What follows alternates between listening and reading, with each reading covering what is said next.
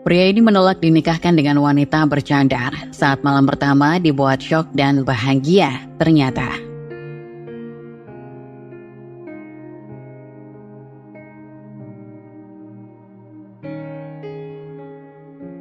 Dimas berdiri di depan kaca besar kamarnya, menatap bayangannya sendiri. Ia mengenakan jaket denim dipadu dengan kaos hitam sederhana yang tampak mahal.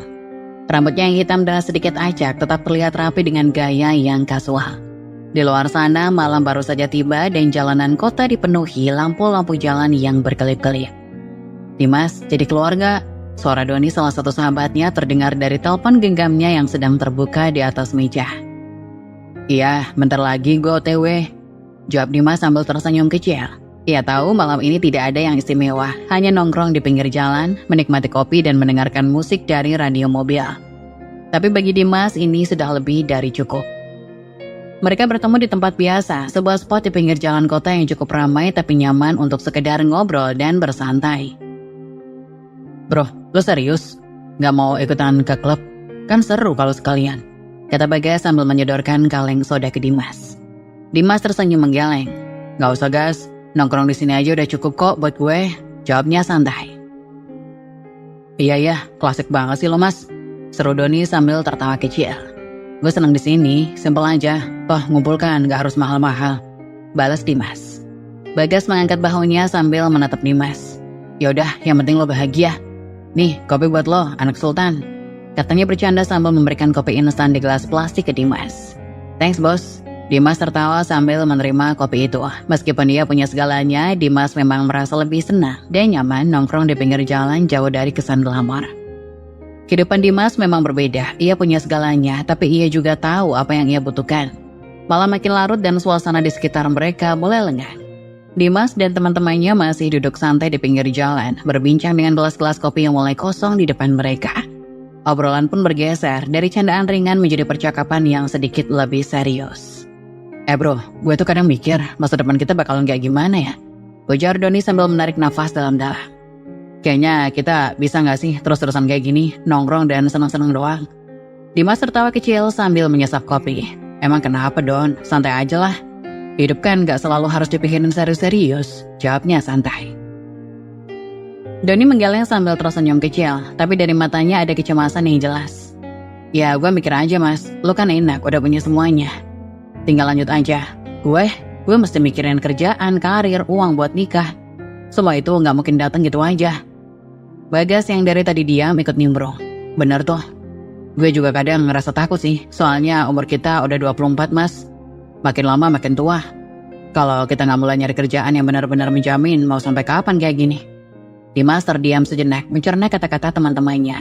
Ia tahu meskipun hidupnya tampak tenang dan nyaman, tidak semua orang berada di posisi yang sama dengannya. Dimas tersenyum. Gue ngerti kok apa yang lo rasain. Gue emang punya privilege. Tapi bukan berarti gue gak pernah mikirin masa depan. Bedanya, gue punya pilihan buat jalanin hidup kayak gini dulu, sambil nikmatin waktu kita. Iya, tapi lo kan gak perlu khawatir soal duit bro. Sedangkan kita, ujar Bagas sambil tersenyum getir. Kalau kita gak punya kerjaan tetap, gimana bisa nabung buat masa depan, buat nikah juga? Doni mengangguk sambil menatap langit malam. Iya, apalagi soal nikah. Gue ngerasa harus banget punya bekal cukup dulu. Lo sendiri gimana mas? Udah ada rencana nikah atau belum? Dimas tertawa kecil sambil menggeleng. Nikah? Gue belum mikir ke sana sih. Lagi enjoy dulu. Lagian buat gue juga bakal datang di waktu yang tepat. Gak usah buru-buru. Toh nikmatin aja dulu prosesnya. Bagas menatapnya dengan wajah serius. Iya sih, lo bisa ngomong gitu karena hidup lo udah mapan. Tapi buat gue, buat kita, hidup tuh gak segampang itu. Kita harus siap. Harus punya cukup buat masa depan. Setuju guys, tambah Doni. Lo makin bisa santai, tapi kita gak bisa selamanya cuma nongkrong dan main-main. Cepat atau lambat kita harus mulai mikir serius soal kerjaan, soal keluarga. Dimas mengangguk pelan, menyadari kekhawatiran mereka. Iya, gue paham kok. Gue tahu perjalanan hidup kita mungkin beda, tapi itu bukan berarti gue gak peduli sama masa depan gue. Mungkin sekarang gue masih kelihatan santai, tapi gue yakin tiap orang punya jalannya sendiri-sendiri buat sukses. Bagas menghela nafas kemudian tersenyum tipis. Ya benar juga sih, cuman kadang gue iri juga sama lo mas. Lo bisa punya pilihan buat santai kayak gini. Dimas menepuk bahu Bagas sambil tersenyum. Dengar gas, jangan cuma lihat apa yang gue punya sekarang. Yang penting kita semua di sini buat saling support. Kalau lo butuh bantuan ngomong aja. Kita bareng-bareng jalan hidup ini, gak usah sendiri-sendiri. Obrolan mereka malam itu terasa lebih dalam dari biasanya. Malam makin larut dan obrolan mereka semakin dalam, bercampur dengan tawa dan canda. Kali ini topik yang sering muncul di antara mereka kembali jadi bahan obrolan. Tipe wanita idaman yang ingin mereka nikahi suatu hari nanti. Gue tuh gak muluk-muluk ya bro, kata Doni sambil menatap langit, wajahnya terlihat antusias. Gue pengen istri yang cantik banget, putih, terus tubuhnya yang bikin gue senang lihat tiap hari. Gak harus kaya, yang penting enak dilihat. Bagas langsung tertawa dan mengangguk, ikut menambahkan. Iya Don, gue juga pengen cewek yang kayak model begitu, tinggi semampai, rambut panjang. Pokoknya yang bikin kita bangga kalau lagi jalan bareng. Doni menyekut Bagas sambil cekikikan. Benar tuh, siapa tahu kita bisa punya anak cantik atau ganteng, kayak bundanya nanti. Mereka berdua tertawa, menatap Dimas yang dari tadi hanya tersenyum mendengarkan. Bagas yang menyadari Dimas hanya mendengarkan menoleh padanya dengan ekspresi penasaran. Kalau lo sendiri gimana mas? Jangan bilang lo juga pengen yang kayak gitu, Bagas berkata dengan nada menantang. Dimas tertawa kecil, menggeleng. Enggak kok, kalau gue beda dikit lah sama kalian. Bagas dan Doni langsung melirik dengan ekspresi heran, jelas tidak menduga jawaban Dimas. Beda gimana maksudnya? Doni menatap Dimas dengan tatapan skeptis. Jangan bilang kalau lo pengen cewek yang cantik. Dimas tersenyum tipis. Gue sih gak terlalu mikirin soal fisik ya, cantik bonus lah. Tapi buat gue yang paling penting itu sifatnya baik, sederhana, dan kalau bisa yang paham agama. Kata-kata Dimas ketika disambut dengan tawa yang lebih keras dari Doni dan Bagas. Wih, ustadz banget lo sekarang mas. Doni menepuk punggung Dimas sambil tertawa terbahak-bahak. Bagas mengangguk sambil menahan tawa. Paham agama katanya, mau bikin majelis taklim apa gimana? Pas, ini nyari istri bukan nyari guru ngaji. Doni menambahkan, iya serius amat loh. Lo yakin gak mau yang cantik-cantik aja kayak kita? Yang penting kan kita senang, gak usah lah terlalu mikirin soal sifat segala macam. Lihat tuh, Bagas aja mau yang model-model. Dimas hanya tertawa sambil mengangkat bahu. Ia tidak merasa tersinggung, malah ia juga terhibur dengan reaksi teman-temannya. Obrolan ini memang sering menjadi bahan candaan di antara mereka. Dan ia tahu mereka tidak serius mentertawakannya. Ya terserah kalian lah mau cari yang kayak gimana, balas Dimas santai. Gue sih mikirnya kalau ceweknya baik dan ngerti agama, hidup gue juga lebih tenang dan terarah. Lagian gak selamanya fisik itu bertahan. Doni dan Bagas masih cekikikan, seakan tidak percaya apa yang baru saja mereka dengar. Tenang dan terarah katanya, puitis amat. Alok Doni sambil pura-pura menirukan nada Dimas. Ya udah deh, kita doain aja semoga lo dapet ustazah ya. Bener, biar tiap hari dikasih ceramah. Bagas ikut meledek sambil menepuk bahu Dimas. Dimas tertawa, menggelengkan kepala. Amin aja deh, tapi nanti lo lihat siapa tahu cewek yang gue cari malah lebih berharga daripada sekadar cantik doang. Bagas dan Doni berhenti sejenak terdiam. Namun sesaat kemudian mereka kembali cekikikan. Iya, kalau lo udah yakin mas, kita sih cuma bisa mendoakan. Semoga nanti lo dapat istri yang bisa ngasih lo ceramah tiap hari, kata Doni sambil terkikik. Dimas hanya mengangguk sembari tertawa akan candaan teman-temannya. Setelah malam yang panjang, mereka akhirnya menyudahi obrolan dan berjanji akan nongkrong lagi di tempat yang sama di lain waktu. Mereka pamitan dan Dimas pun mengendarai mobilnya pelan-pelan menuju rumah. Setibanya di rumah pukul 2 pagi, ia langsung masuk ke kamarnya tanpa mengeluarkan suara, mencoba tidak membangunkan siapapun.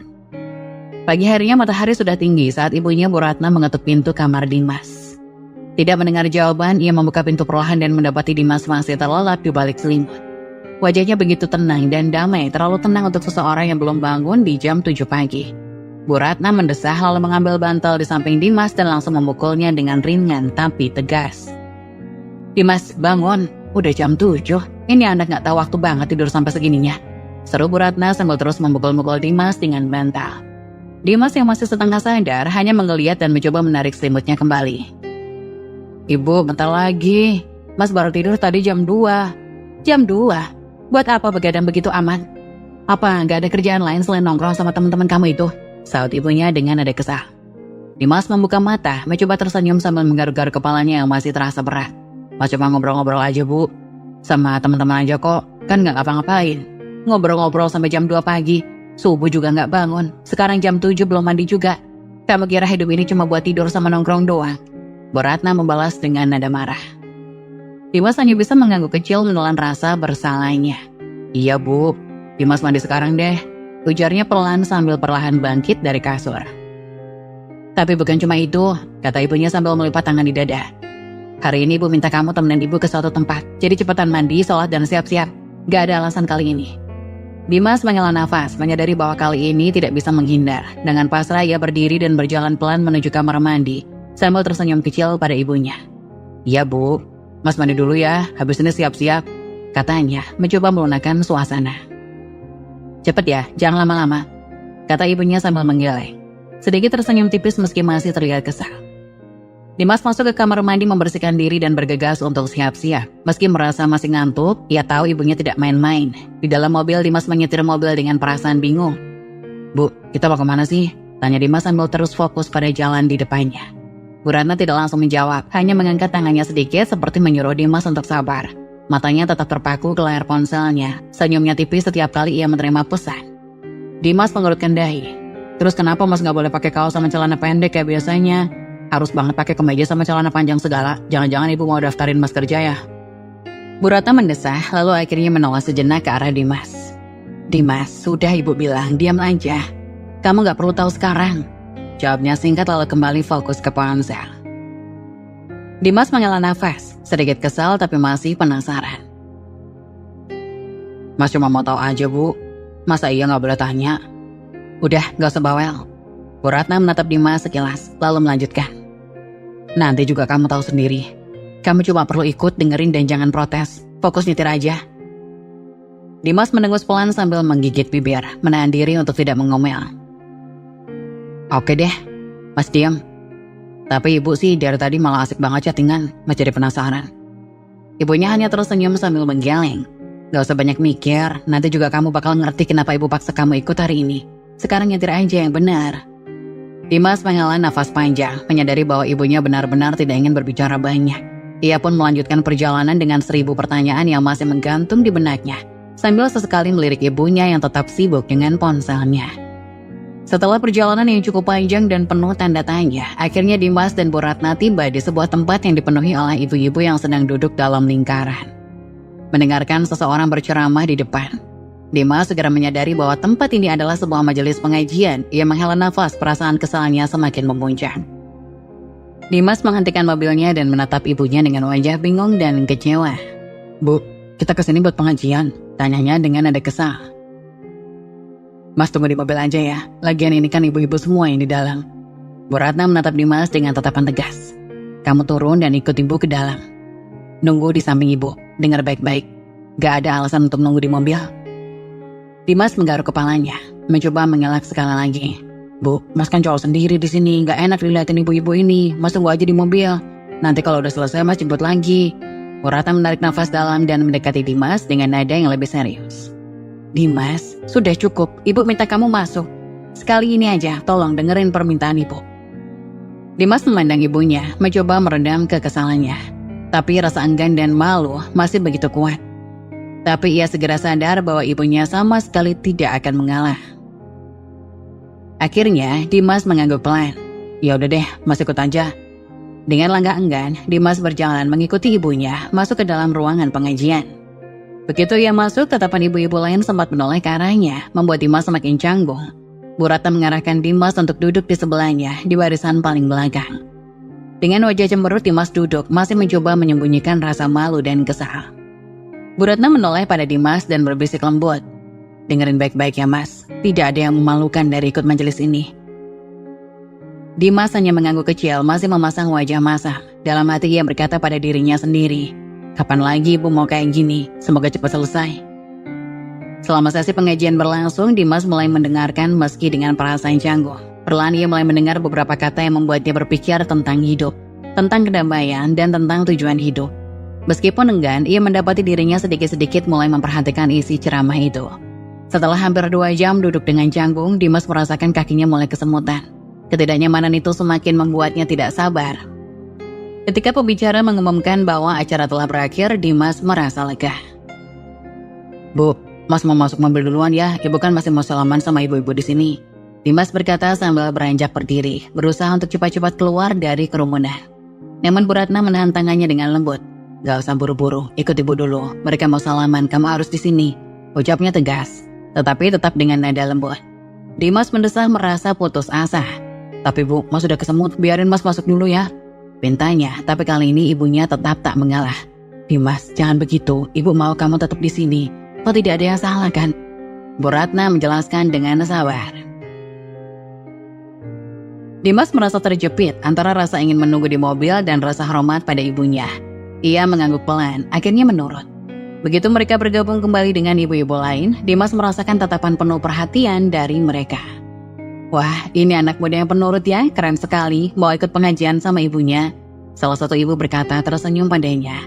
Dimas hanya tersenyum tipis, menahan rasa bad mood yang makin menyebar. Iya bu, jawabnya lemah sambil berusaha terlihat senang meskipun dalam hatinya ia ingin segera pergi. Ibu bangga banget sama kamu Dimas, kata Bu Ratna dengan bangga sambil memperkenalkan Dimas pada ibu-ibu yang lain. Ini anak saya Dimas, dia selalu mau ikut ibunya kemana saja. Dimas merasa wajahnya memerah bukan karena bangga tapi lebih karena merasa terjebak dalam situasi yang tidak diinginkannya. Bisa jadi jodoh yang baik ya bu, kalau udah bisa menghormati ibunya begini, ujar ibu yang lain sambil tertawa membuat Dimas makin canggung. Makasih bu, Dimas mengucapkan. Masih dengan senyuman tipis yang tidak tulus sembari berharap acara salaman ini secepatnya berakhir. Satu persatu ibu-ibu itu menghampiri dan menyalaminya, memberikan pujian yang membuat Dimas merasa semakin tertekan. Ia berpikir semoga ibu cepat selesai biar bisa balik lagi ke kehidupan normal. Setelah sesi salaman dengan ibu-ibu di majelis, Dimas dan Bu Ratna mendekati ustazah yang telah memberikan ceramah. Dimas mengelurkan tangan untuk berjabat tangan sambil merasa sedikit canggung. Bu Ratna tersenyum bangga. Dimas ini anak saya yang baik ustazah, selalu mau menemani ibunya kemana saja. Ustazah membalas senyuman mereka dengan lembut. Alhamdulillah, semoga Dimas selalu jadi anak yang soleh. Saya sangat senang bisa bertemu dengan kalian hari ini. Bu Ratna mengangguk, lalu dengan penuh keyakinan ia melanjutkan. Ustazah, seperti yang sudah kita bicarakan sebelumnya, hari ini adalah hari yang tepat untuk mempertemukan Dimas dan anak Anda, Nadia. Dimas tertegun, merasa jantungnya berdegup lebih cepat. Ia hanya diam mendengarkan percakapan antara ibunya dan ustazah, sambil menyimpan rasa bingung di dalam hati. Iya Bu Ratna, kami sudah menunggu momen ini, ustazah menjawab. Senyumnya penuh makna. Saya percaya mereka berdua akan saling melengkapi. Dimas tetap diam, bingung dan tidak tahu harus berkata apa. Bu Ratna melanjutkan, kami sudah merencanakan ini jauh-jauh hari. Saya merasa Dimas dan Nadia sangat cocok untuk saling mengenal. Tepat saat itu ustazah memanggil, Nadia sayang, ayo sini. Dimas menoleh dan melihat Nadia, seorang wanita yang mengenakan gamis, berpakaian syar'i dan menutupi wajahnya dengan cadar berjalan mendekat. Nadia tampak tenang dan anggun. Bu Ratna tersenyum bangga melihat putri ustazah itu. Ini dia Dimas Nadia, katanya memperkenalkan mereka. Dimas hanya bisa tersenyum, namun hatinya masih dipenuhi rasa bingung dan canggung. Dia menatap Nadia yang kini duduk di sampingnya. Rasa malunya makin menyelimuti dirinya ketika ibu-ibu di sekitar mereka mulai memberikan tatapan penuh perhatian. Bu Ratna kemudian melanjutkan, kita belum membicarakan langkah serius, tapi ini adalah langkah awal yang baik. Dimas, kamu harus mengenal Nadia lebih baik.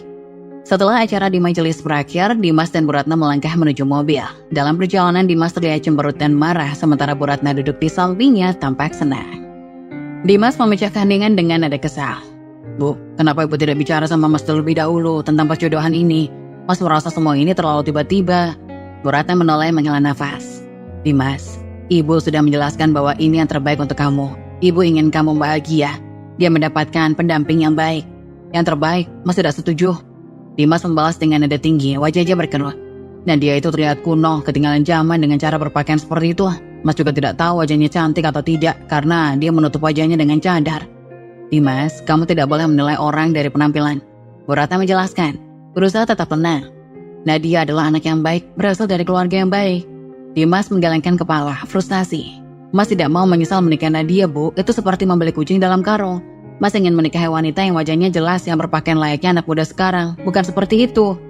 Bu Ratna tersenyum sabar. Dimas, pernikahan bukan hanya soal penampilan. Ibu percaya bahwa dengan waktu kamu akan mengenal Nadia lebih baik dan melihat sisi-sisi baik darinya. Bu, ini bukan hanya tentang penampilan, tapi juga tentang bagaimana perasaan Mas. Mas merasa semua ini terlalu cepat dan tidak tepat. Dimas mengeluh, masih menahan rasa kesalnya. Ibu ngerti. Tapi ibu sudah memikirkan ini dengan matang. Ibu akan membicarakan hal ini kepada ayah nanti di rumah. Kami ingin kamu memberi kesempatan pada Nadia. Bu Ratna menjelaskan dengan tegas. Dimas makin cemberut, merasa terjebak dalam situasi yang tidak diinginkan. Tapi Mas tidak mau, Bu. Mas benar-benar ingin perjodohan ini dibatalkan. Tolong, Bu. Bu Ratna menghela nafas lagi, menatap Dimas dengan penuh pengertian. Baiklah Dimas, ibu akan membahas ini dengan ayah, tapi ibu harap kamu juga berpikir positif tentang semua ini. Dimas hanya terdiam, semakin menekankan wajahnya ke setir mobil, merasa beban di dadanya semakin berat. Malam itu Dimas sedang siap-siap untuk keluar nongkrong bareng teman-temannya. Ia merasa sangat butuh pelarian setelah hari yang melelahkan dan membingungkan. Saat itu ayahnya baru pulang dari kantor, mengenakan jas yang rapi dengan dasi yang sedikit longgar. Dimas menghampiri ayahnya. "Malam ayah," katanya sambil mencoba tersenyum meskipun hatinya masih berat. "Selamat malam Dimas, mau kemana?" tanya ayah sambil melepaskan jasnya dan menggantungnya di gantungan. "Mas mau nongkrong bentar sama teman-teman, tapi sebelum itu Mas ingin bicara sedikit ya." Dimas memulai, berharap bisa membahas perjodohan yang tidak ia inginkan. "Bicara tentang apa?" Ayahnya melirik Dimas, terlihat tertarik. Dimas menghela nafas. "Ya, tentang perjodohan yang ibu rencanakan untuk Mas dan Nadia. Mas merasa semua ini terlalu cepat dan tidak sesuai. Mas harap ayah bisa mendukung Mas untuk menolak perjodohan ini." Ayahnya mengangkat alih sedikit terkejut. "Oh, jadi ini tentang Nadia. Ibu sudah memberitahu ayah, menurut ibu dia adalah gadis yang baik." Dimas merasa hatinya terjatuh. "Tapi ya, Mas belum siap buat menikah. Mas juga tidak tahu apakah dia cocok untuk Mas. Dia terlihat kuno dan Mas tidak ingin menyesal." Keluh Dimas berusaha meyakinkan ayahnya. "Dimas, kadang kita tidak bisa menilai seseorang hanya dari penampilan. Ibu dan ayah sudah bahas ini, dan kami percaya ini adalah langkah yang baik untuk masa depanmu." Ayah menjelaskan dengan tenang. Dimas makin frustasi. "Tapi ya, Mas ingin memilih sendiri siapa yang Mas mau nikahi. Ini hidup Mas ya, bukan hanya keputusan ibu dan ayah." Ibu Dimas mendengar percakapan dari dapur muncul dengan senyum lebar. "Dimas sayang, kami tahu yang terbaik untukmu. Nadia adalah pilihan yang baik, dan kamu harus memberi kesempatan untuk mengenalnya." Dimas merasa terjepit antara dua orang tuanya. "Tapi Bu, Mas tidak mau, ini semua terlalu cepat." Suaranya mulai meninggi. "Dimas, dengarkan Ibu, kami percaya ini adalah keputusan yang tepat. Berikanlah dirimu kesempatan untuk mengenal Nadia. Orang tua kita tahu yang terbaik untuk anak-anak mereka." Ibu terus memanasi. Dimas merasa frustasi dan kehabisan kata-kata. "Mas butuh waktu untuk berpikir Bu, sekarang Mas mau keluar dulu," ucapnya dengan nada putus asa. "Baik, tapi jangan lupa untuk berpikir tentang apa yang kita bicarakan," kata ayah berusaha menenangkan. Dimas mengangguk lalu bergegas keluar menuju mobil. Di dalam mobil ia merasakan amarah yang bingung dan bercampur jadi satu. Dalam benaknya, ia hanya ingin bersenang-senang dan melupakan masalah ini setidaknya untuk malam ini. Sesampainya di tempat nongkrong, teman-teman Dimas sudah menunggu. Setelah tiba di sana, Dimas melihat teman-temannya sudah berkumpul, ngobrol, dan tertawa lepas. "Saya baper banget sama video kucing kemarin," salah satu teman Ardi berkomentar sambil tertawa. "Kucing itu melompat jatuh ke kolam, konyol banget." "Bisa-bisanya kucing berusaha jadi superhero," jawab Rudi menggenggam gelas minumannya. "Gue pengen lihat itu di kehidupan nyata." Dimas hanya duduk di tengah-tengah mereka tanpa kaku dan diam, meski teman-temannya terus bercanda dan tertawa. Senyumnya terlihat dipaksakan. Rika, teman dekatnya, menyadari ketidaknormalan Dimas. "Lo kenapa Dimas? Kelihatan gak asik banget malam ini." Rika mencoba menghibur. Dimas hanya tersenyum kaku. "Gak apa-apa kok. Tapi lo jadi kayak orang banyak pikiran gitu. Cerita dong, ada yang mengganjal?" tanya Ardi memperhatikan ekspresi Dimas. Dimas menghela nafas panjang. "Ya sudah, gue cerita deh," katanya akhirnya. Ia mulai menceritakan semua yang terjadi di rumah, dari pertemuan di majelis hingga rencana perjodohan yang ditetapkan oleh ibunya. "Jadi ibu udah merencanakan semua ini tanpa bilang sama Dimas dan Nadia?" Pokoknya aku gak suka sama sekali," ujarnya dengan nada frustasi. Teman-temannya mendengarkan dengan seksama. Tidak ada yang berani memotong saat Dimas bercerita. Ia menjelaskan betapa marah dan kecewanya dia pada ibunya dan ayahnya, serta bagaimana dia merasa tidak berdaya dalam situasi ini. Terus ibu bilang, "Dimas, kamu harus memberi kesempatan." Gila kah? Dimas mengakhiri ceritanya dengan dramatis. Setelah Dimas selesai bercerita, suasana menjadi hening. Teman-temannya saling memandang, tampak mengolah informasi yang baru saja mereka dengar. Beberapa detik kemudian, tawa meledak di antara mereka. "Alhamdulillah, doa Dimas kemarin langsung terkabul," Ardi berkata sambil tertawa terbahak-bahak. Dimas hanya menunduk, wajahnya memerah karena malu dan kesal. Jangan diketawain gitu dong. Ya elah, ini kan lucu. Lo udah dari kemarin bilang pengen jodohin diri sendiri, sekarang malah dijodohin orang tua. Rika menambahkan sambil menggoda. "Terus Nadia itu kayak apa sih? Gue belum pernah lihat." Dimas menghela nafas dan mulai menjelaskan. "Nadia itu cewek bercandar, penampilannya kuno. Bayangin aja, dia pakai gamis longgar yang gak ada modifikasinya. Gue ngerasa seperti hidup di tahun 90-an. Gimana bisa nyaman kalau dia gak mengikuti perkembangan zaman?" Ardi mengernyitkan dahi. "Cadar, gamis longgar. Waduh, bisa-bisa lo nikah sama orang yang... Ya, kita nggak tahu sama sekali sih bentuknya. Rudy ikut menimpali dengan nada menakut-nakuti. Ya, bisa jadi dia berparas buruk dan berbadan gemuk. Bayangin aja, lo udah terlanjur janji nikah, pas hari H, lo malah dapat kucing dalam karung. Mendengar itu Dimas makin cemas. Jangan gitu deh. Gue nggak mau nyesel seumur hidup. Nikah sama orang yang nggak cocok. Gue pengen punya pasangan yang bisa diajak ngobrol santai dan update tentang hal-hal baru. Kalau lo nikah sama Nadia, lo bahkan gak akan tahu apa yang lo nikahi sampai nanti. Mereka menambahkan berusaha mendorong rasa panik Dimas. Mungkin saja dia suka hal-hal yang lo benci atau bahkan lebih parah. Dimas menggelengkan kepalanya. Gue gak mau kayak gitu, rasanya pengen kabur dari semua ini. Gimana bisa nyaman kalau gak ada kecocokan? Ardi berkomentar dengan nada ledekan. Siapa tahu nanti lo bisa kenalan sama cewek lain. Ternyata dia justru lebih buruk dari Nadia. Lo harus berdoa biar gak terjebak di situasi yang gak enak. Mereka terus bercanda, dan meski Dimas merasa situasi perjodohan itu tidak lucu, candaan teman-temannya semakin membuatnya meragukan keputusan orang tuanya. Suasana di tempat nongkrong mulai menghangat lagi setelah candaan sebelumnya. Dimas masih terlihat cemas dan bingung dengan situasi perjodohan yang mengganggu pikirannya. Dimas, kenapa lo gak melawan perjodohan ini dengan cara yang lebih efektif? Kenalin aja orang yang lo cinta ke orang tua lo, Ardi mengusulkan. Dimas memandang Ardi dengan wajah bingung. Tapi siapa yang mau gue kenalin? Sekarang gue jomblo, gak ada yang bisa dikenalin. Rudy ikut menimpali. Kenapa gak Sarah aja, mantan lo yang terkenal cantik dan seksi itu? Dia kan selebgram, banyak yang suka. Sarah. Dimas mengeringkan dahi. Tapi dia tuh keras kepala banget. Dulu kita putus karena dia gak bisa diatur, selalu mau-maunya sendiri. Ya, tapi kan dia masih cakep dan kekinian. Lo bisa bilang sama orang tua lo, ini loh cowok yang gue suka. Mereka menambahkan, berusaha meyakinkan Dimas. Dengan begitu, orang tua lo pasti gak jadi mau jodohin lo sama Nadia. Dimas terdiam sejenak memikirkan usulan teman-temannya. Tapi gue gak yakin deh. Lagian, dia kan udah punya kehidupan sendiri sekarang. Dia selebgram terkenal, nanti apa kata orang? Lo tahu kan, orang tua pasti maunya yang baik-baik.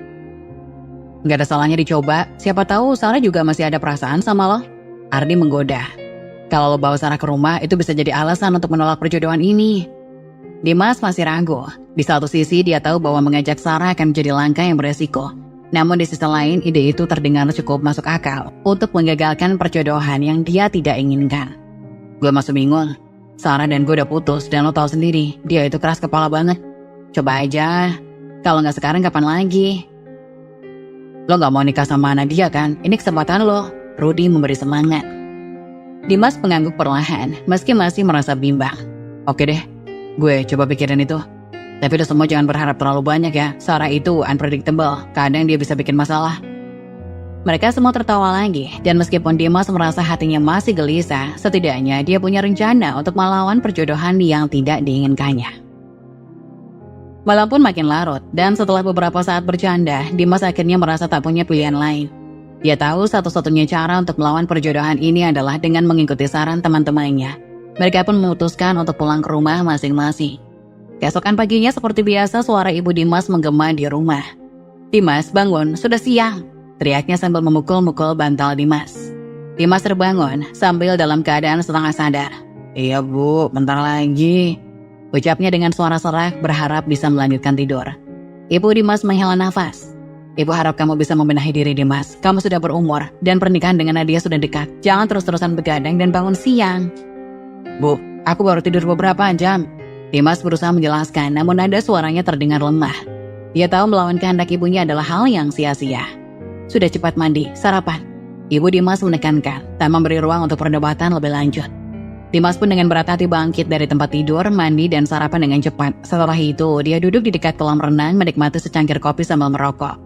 Dengan pikiran yang melayang, Dimas mulai scroll-scroll di ponselnya, mencari tahu tentang Sarah. Dia teringat betapa cantiknya mantannya itu, dan bagaimana mereka dulu saling mengenal. Setelah beberapa lama, ia memberanikan diri untuk DM Sarah. Hai Sarah, apa kabar? Lama gak ketemu. Tulisnya berharap bisa memulai percakapan. Tak lama setelah mengirim pesan, Dimas melihat balasan dari Sarah. Baik, kenapa nanya? Balasnya dengan nada yang terkesan cuek dan jutek. Meski terasa sakit hati melihat responnya yang dingin, Dimas mencoba bersabar. Dia tahu ini adalah kesempatan yang harus dimanfaatkan untuk menggagalkan perjodohannya dengan Nadia. Gue cuma pengen tahu kabar lo, mau ngajak ngobrol lagi yuk? Jawabnya sambil berusaha terdengar santai. Setelah beberapa menit kemudian, Sarah akhirnya menjawab, Oke, kita bisa ketemu siang ini. Di mana? Dimas merasa sedikit lega. Setidaknya mereka sepakat untuk bertemu. Gimana kalau di kafe dekat rumah gue jam 1 siang? Bisa, balas Sarah singkat. Meskipun Dimas merasa tidak pasti tentang apa yang akan terjadi, dia tahu dia harus melakukan ini. Dengan semangat yang baru, dia berharap pertemuan itu bisa membantunya terlepas dari perjodohan yang mengganggu hidupnya. Dia meneguk kopinya dan merasakan harapan baru tumbuh di dalam hatinya. Dimas sampai lebih dulu di kafe yang telah disepakati. Ia memilih duduk di sebuah meja yang menghadap kolam ikan. Berharap suasana yang tenang bisa mengurangi ketegangannya. Dia memesan secangkir kopi dan menunggu dengan penuh harap. Dalam hati dia berharap pertemuan ini bisa mengubah semua rencananya yang telah dibuat oleh orang tuanya. Tak lama kemudian pintu kafe terbuka. Sosok Sarah muncul. Dimas terpesona melihat penampilannya. Sarah menggunakan baju yang modis dan sedikit terbuka, menonjolkan tubuhnya yang proporsional dan seksi. Semua mata di kafe itu seakan tertuju padanya dan Dimas merasakan kebanggaan serta rasa syukur karena bisa berjumpa lagi dengannya. Ketika Sarah mendekat, Dimas berusaha tersenyum meski jantungnya berdebar kencang. "Hai Sarah, senang bisa ketemu kamu," sapa Dimas dengan nada ceria. "Hai Dimas, lama gak ya?" Sarah menjawab sambil duduk di hadapan Dimas. Dia tampak santai, seolah pertemuan ini bukan hal besar. "Ya, lama banget. Kamu makin cantik aja," puji Dimas tulus. Dia merasa yakin jika menikahi Sarah hidupnya pasti akan lebih berwarna. "Thanks, kamu juga gak kalah sih, masih dengan gaya anak muda," Sarah menyeringai mengamati dengan pandangan nakal.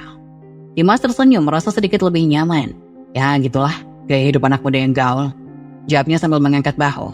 "Jadi gimana kabar kamu? Masih aktif di media sosial?" "Masih, aku baru aja bikin konten baru, kamu harus lihat," Sarah menjawab dengan semangat lalu menunjukkan beberapa foto di ponselnya. "Tapi sekarang aku lagi fokus juga ke bisnis online, mencoba hal baru." Dimas terkesan. "Wah keren. Ternyata kamu tetap produktif ya, berarti banyak yang pengen kamu capai ya." "Ya gitu deh, tapi kadang kangen juga sih sama masa-masa kita dulu," Sarah menyatakan dengan nada nostalgia. Dimas merasakan harapan tumbuh di dalam dirinya. Kalau kita bisa jalan bareng lagi, kenapa enggak? Ujarnya berani. Mungkin bisa jadi peluang kita untuk saling mendukung. Sarah menatap Dimas tampak berpikir sejenak. Dimas, aku harus bilang, aku itu orangnya gak mau diikat. Aku suka kebebasan dan ingin bisa bergaul tanpa batasan. Jadi kalau kita kembali bersama, itu harus dengan pengertian bahwa aku tetap butuh ruang. Dimas mengangguk, memahami apa yang Sarah maksud. "Aku ngerti, aku juga bukan tipe yang mau ngatur hidup orang lain. Kita bisa saling dukung tanpa harus merasa terikat. Kapanpun kamu butuh ruang, aku akan menghormatinya." "Baguslah kalau gitu. Mungkin kita bisa coba lihat kemana ini akan mengarah tanpa harus buru-buru," kata Sarah sambil tersenyum. Dimas merasa lega. Obrolan mereka pun mengalir dengan mudah dan Dimas merasa semakin yakin bahwa memilih Sarah sebagai pendamping hidup adalah langkah yang tepat. Sore itu, setelah pertemuan yang menyenangkan dengan Sarah, Dimas pulang ke rumah dan mendapati ibunya sudah menunggunya dengan ekspresi yang penuh harapan. "Dimas, cepat siap-siap. Kita ada acara syukuran di rumah teman ibu. Mereka juga mengundang Nadia dan Bu Ustazah," kata ibunya dengan semangat. Dimas langsung merasa berat hati. "Tapi Bu, aku tidak mau ketemu sama Nadia. Aku masih belum siap dengan rencana perjodohan ini," ujarnya dengan nada protes. Ibunya menatap dengan serius. "Dimas, ini penting. Ibu berharap kamu bisa mulai dekat dengan Nadia. Acara seperti ini adalah kesempatan baik untuk mengenal satu sama lain," jelasnya berusaha meyakinkan Dimas.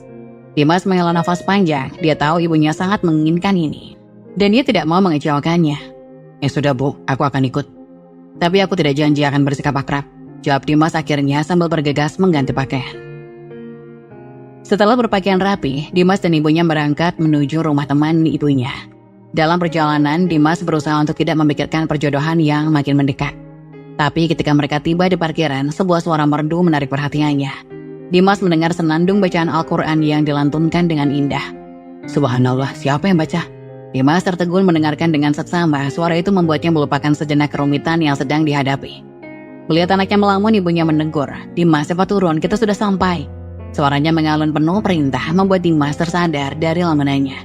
"Ya Bu, aku turun sekarang," jawabnya sambil mengalihkan perhatian dari suara tersebut dan menyiapkan diri untuk menghadapi acara yang tidak ingin ia hadiri.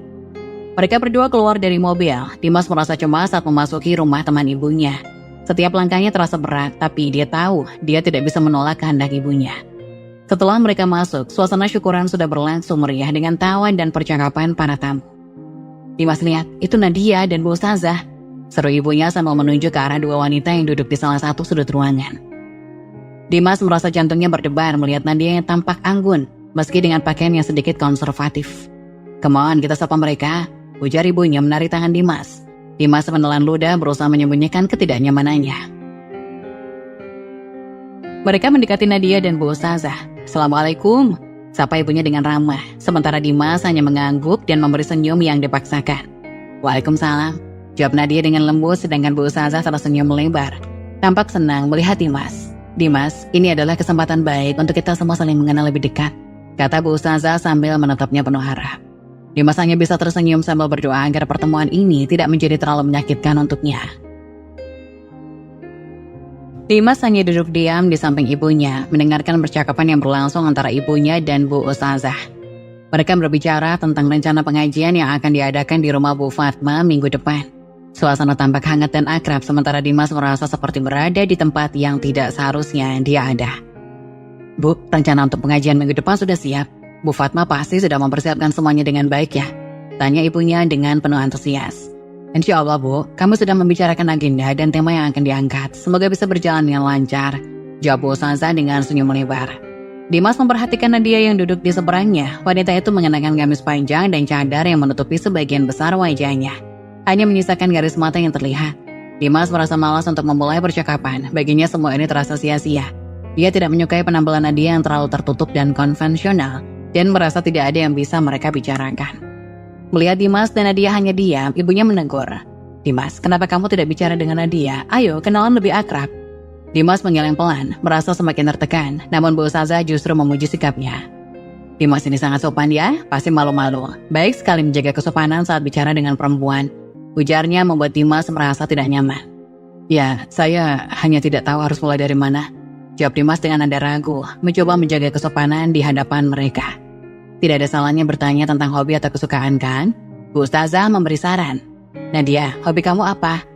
Dimas menatap Nadia menunggu jawabannya. Nadia tersenyum kecil, tapi Dimas tidak bisa melihat ekspresi wajahnya secara keseluruhan.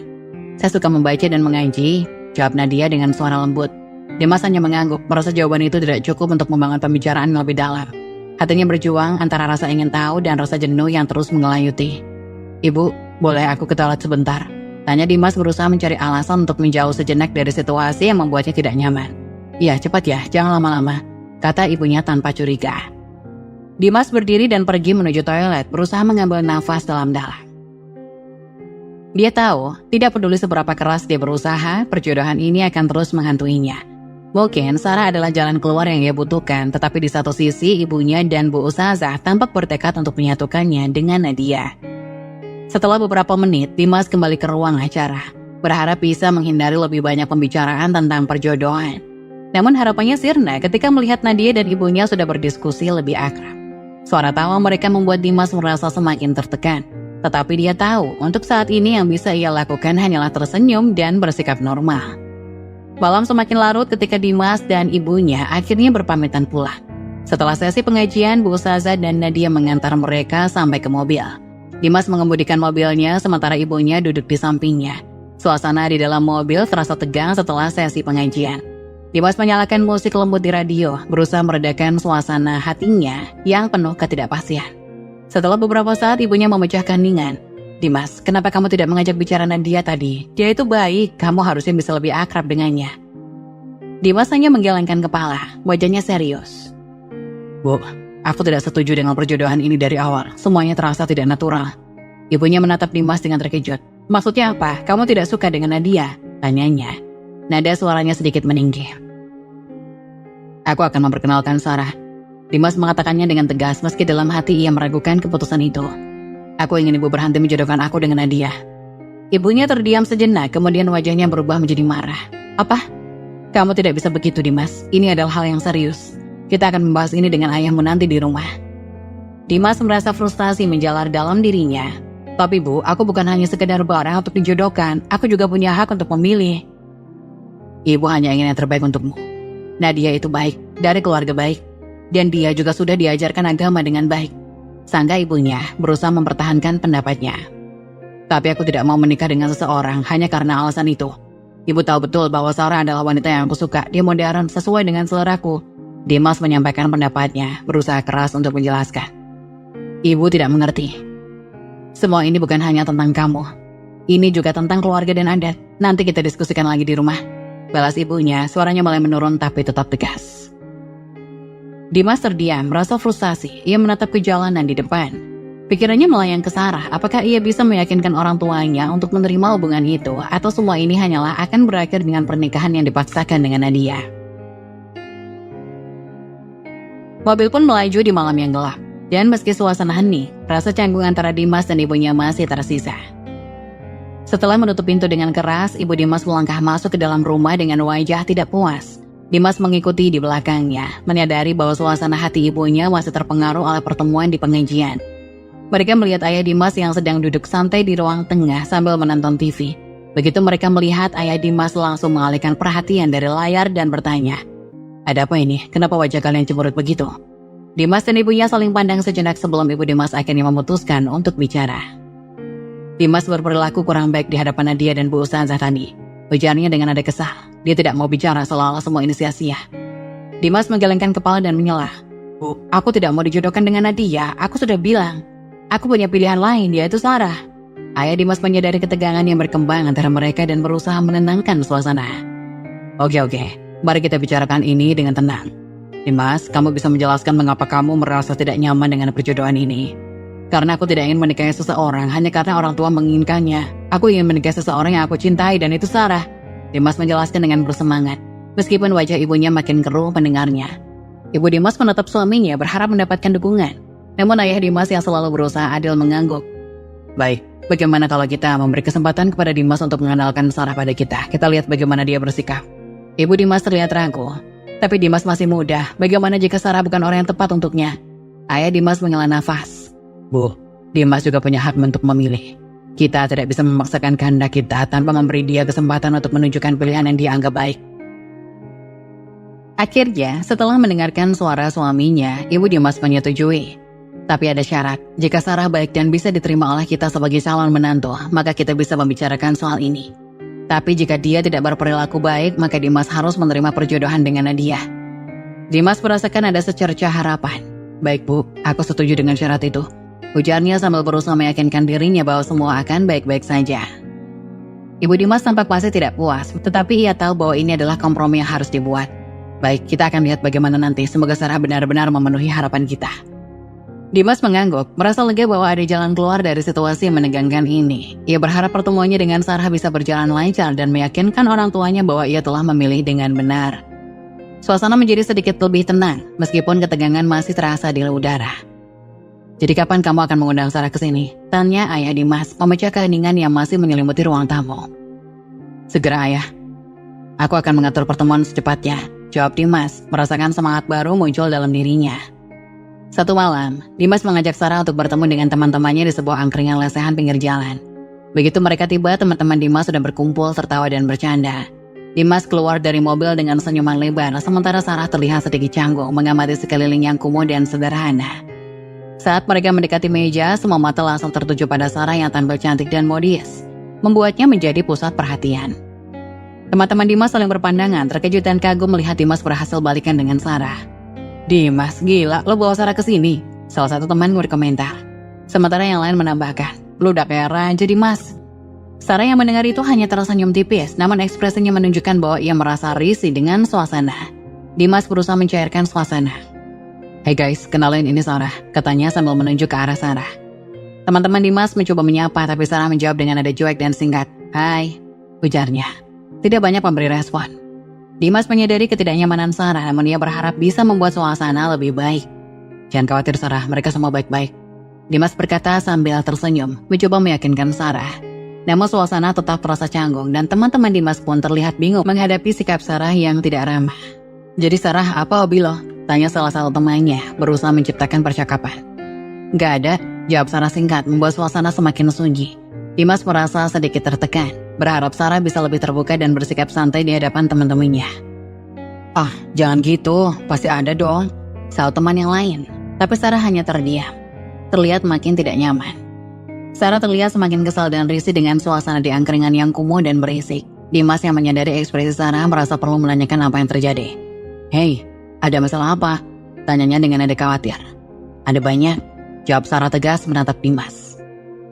Teman-teman Dimas mendengar itu langsung penasaran. Apa yang salah? Tanya salah satu dari mereka. Sarah tidak bisa menahan diri dan mulai meluapkan kekesalannya. Lihatlah tempat ini, kumuh dan berisik. Kalian semua penampilannya sangat sederhana, ini tidak seperti yang aku bayangkan.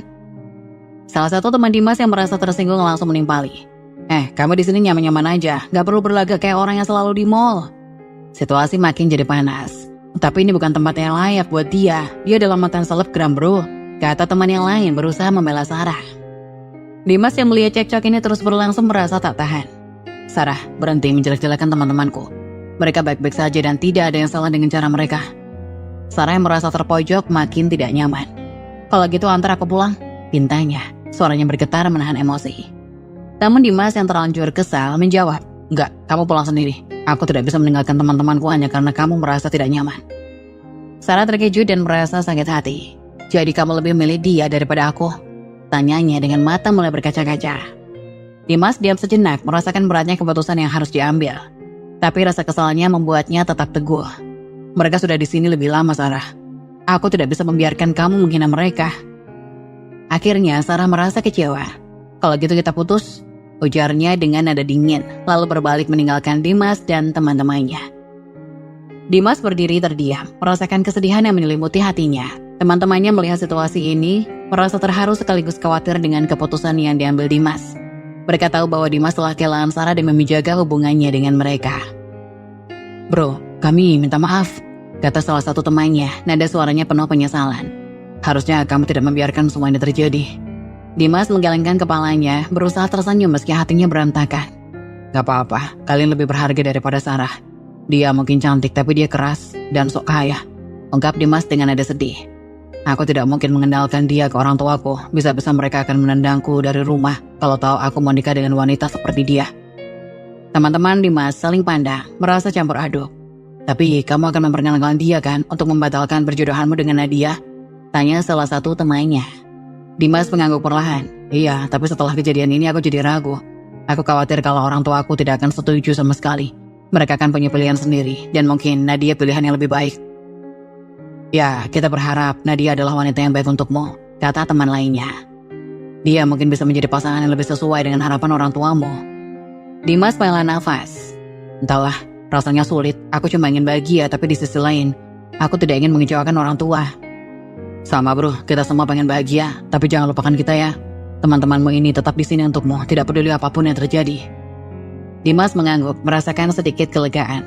Makasih guys, kalian selalu ada buatku. Semoga Nadia benar-benar baik dan bisa membuat orang tuaku bahagia. Harap Dimas dengan nada penuh harapan meski di dalam hatinya masih terasa berat. Malam itu mereka duduk bersama, membahas masa depan. Berharap yang terbaik untuknya. Dimas tahu apapun yang terjadi dia tidak sendirian. Pagi itu Dimas terbangun lebih awal dari biasanya. Dia duduk bersantai di depan TV, mencoba mencari hiburan. Tetapi rasanya semua acara di televisi tidak menarik minatnya. Saat ibunya memasuki ruangan, dia sedikit heran melihat Dimas yang tampak berbeda. Kamu sudah bangun? Biasanya masih tidur sampai siang? Tanya ibu Dimas sambil menyiapkan sarapan. Iya bu, hari ini mau coba bangun lebih pagi. Jawab Dimas datar, meskipun di dalam hatinya dia merasakan beban yang berat. Setelah sarapan siap, mereka semua berkumpul di meja makan. Ibu Dimas terlihat sangat antusias ingin membahas tentang rencana pernikahan Dimas dengan Nadia. Dimas, bagaimana kalau kita segera merencanakan pernikahanmu dengan Nadia? Kapan kamu mau dikenalkan? Tanya ibu Dimas senyum lebar menghiasi wajahnya. Dengan nada lemas Dimas menjawab, Bu, aku sudah tidak berniat dengan Sarah. Sekarang aku ikut saja mau dijodohkan dengan Nadia. Ibu Dimas terkejut mendengar pernyataan itu, tapi segera wajahnya berubah bahagia. Oh alhamdulillah, aku pikir kamu sudah mantap dengan keputusan ini. Kita bisa segera merencanakan pernikahannya. Ayah Dimas yang duduk di sebelahnya ikut menimpali. Kalau kamu setuju, kita bisa bicarakan lebih lanjut dengan orang tua Nadia. Bagaimana? Dimas hanya mengangguk pelan, merasa hatinya kosong. Dia meratapi nasibnya di meja makan, tidak tahu bagaimana perasaannya tiba-tiba bisa berubah. Semua terasa seperti keputusan yang dipaksakan.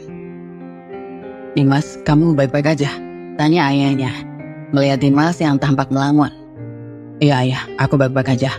Jawab Dimas, meski sebenarnya dalam hatinya dia merasa kehilangan kebebasan yang selalu dia inginkan. Ibu Dimas melanjutkan, kalau kamu setuju, kita bisa mengundang keluarga Nadia untuk kesini.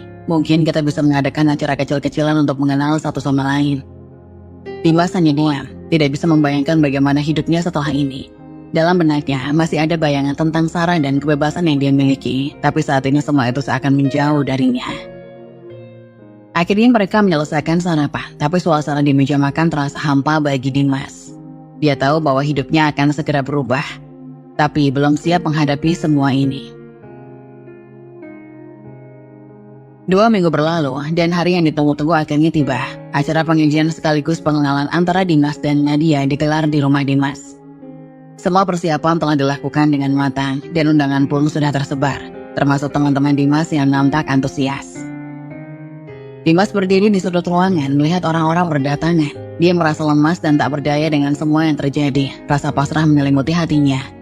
Dia tahu ini adalah langkah besar dalam hidupnya, tapi dia masih tidak bisa membayangkan bagaimana ke depannya.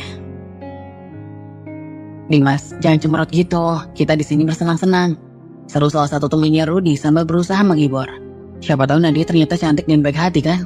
"Iya, siapa tahu dia bisa masak enak dan ngurus kamu nanti," timpal Joko teman lainnya yang membuat semua orang tertawa. Dimas hanya bisa tersenyum tipis mendengar candaan teman-temannya. "Ya, itu sih harapan," balasnya. Walaupun dalam hati dia merasa ragu. Saat pengajian dimulai, Dimas duduk di samping Nadia. Ia terlihat senang dengan cadar yang menutup wajahnya. Dimas berusaha untuk tidak terlihat canggung, meskipun suasana hatinya tidak secerah tampakannya. Teman-temannya duduk di dekatnya, saling berbisik dan melontarkan lelucon untuk mencairkan suasana. "Jadi Nadia sudah berapa lama kenal sama Dimas?" tanya salah satu temannya Andi berusaha mengalihkan perhatian ke Nadia. Nadia tersenyum tipis di balik cadarnya. "Baru hari ini, tapi insya Allah kita akan saling kenal lebih baik." "Wah, semangat sekali," kata Rudy berusaha memberi dukungan. Dimas merasa seolah-olah berada di tengah pertunjukan yang tidak bisa ia hentikan. Namun setiap kali dia mendengar tawa dan lelucon dari teman-temannya, dia merasa sedikit lebih baik. Mungkin ini bukanlah akhir dari segalanya. Saat acara pengajian berlangsung, suasana tampak hangat dan penuh keakraban. Tiba-tiba Bu Ustazah memanggil Nadia dengan suara lembut. "Nadia, bisa maju sebentar? Kami ingin mendengar suaramu."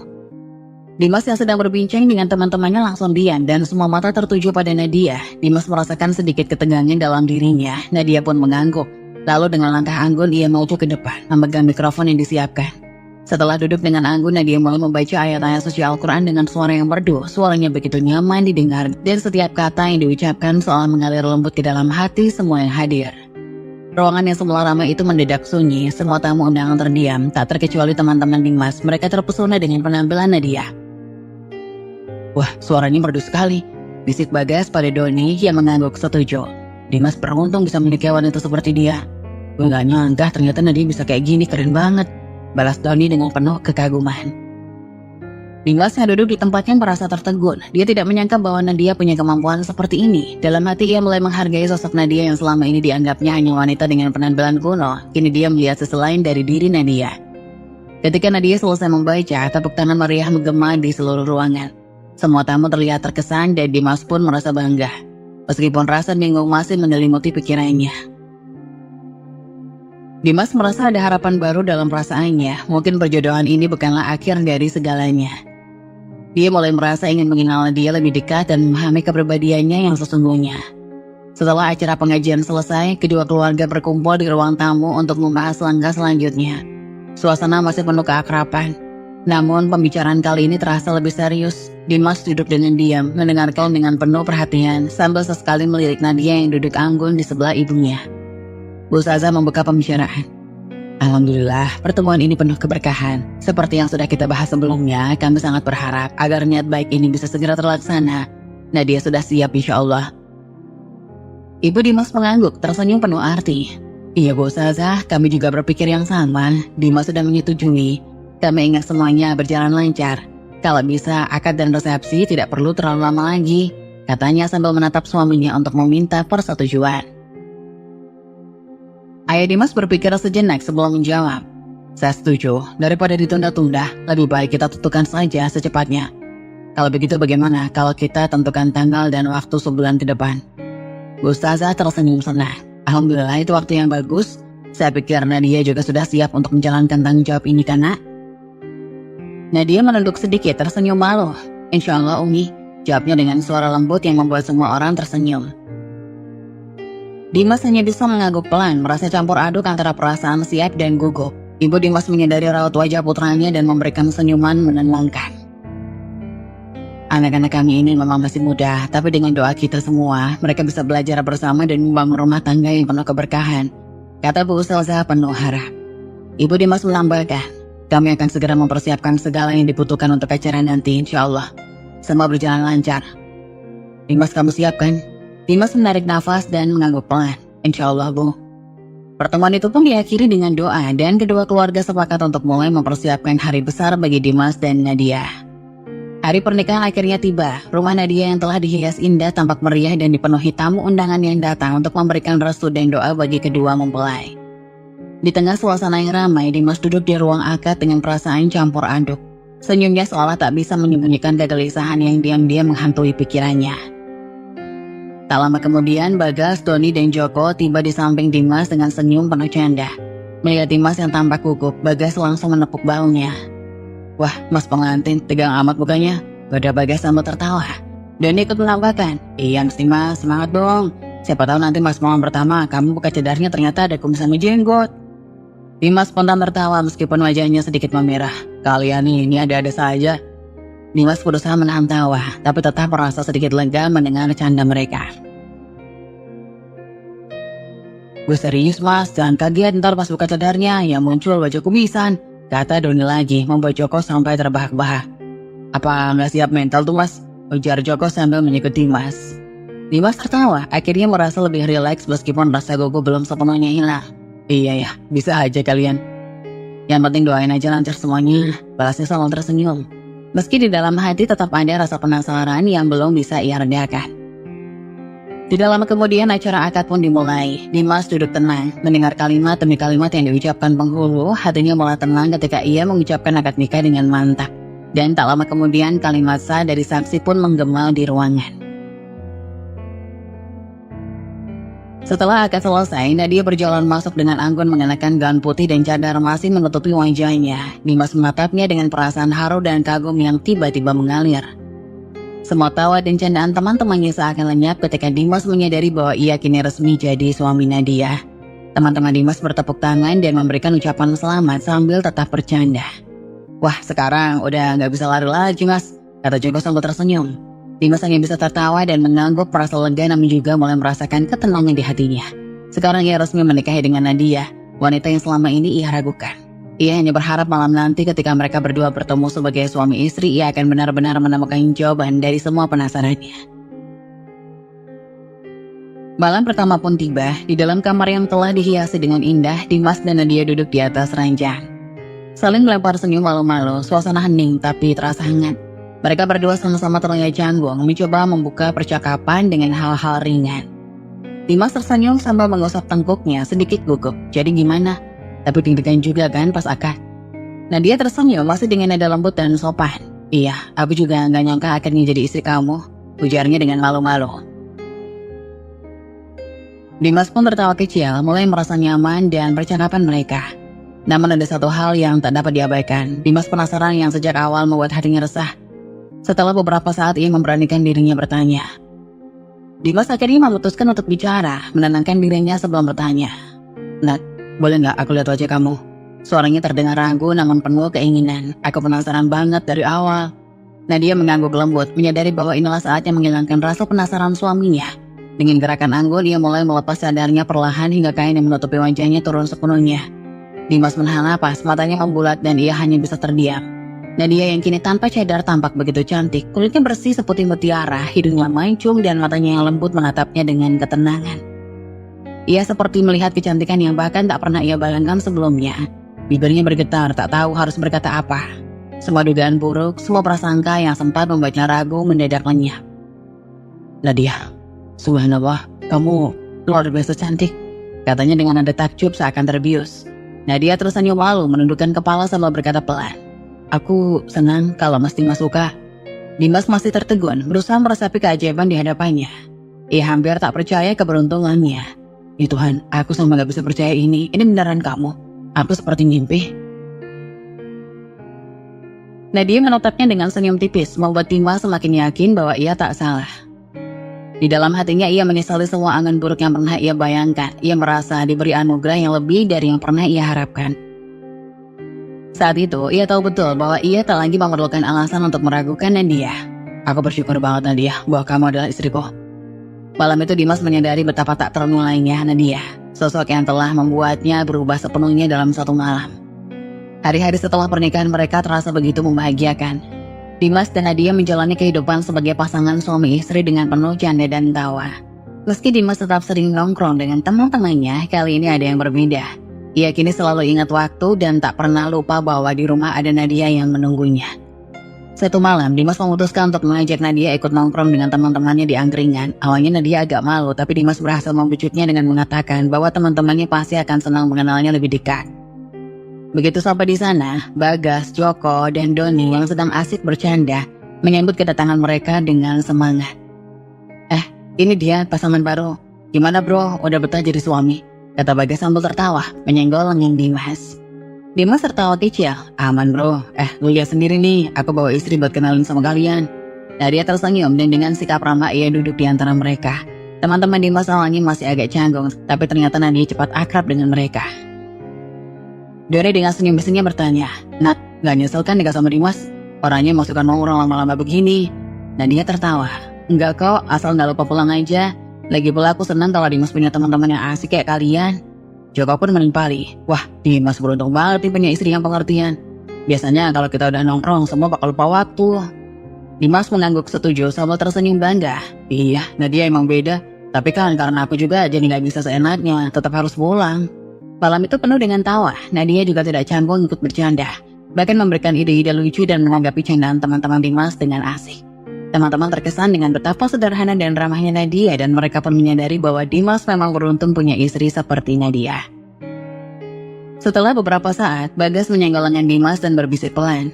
Bro, pilihan orang tua lu ternyata mantap juga ya. Gue ngaku kalah dia, sekarang jadi pengen juga dijodohin. Dimas tertawa dan mengangguk. Nah makanya dengerin juga kata orang tua. Kadang mereka lebih tahu mana yang terbaik buat kita. Malam itu berakhir dengan kesan hangat dan penuh dengan kebersamaan. Dimas merasa bahwa kehidupannya kini lengkap dengan Nadia yang selalu ada di sampingnya dan teman-teman yang mendukung mereka. Mereka tahu bahwa dengan cinta dan pengertian, kebahagiaan yang sebenarnya telah mereka temukan bersama.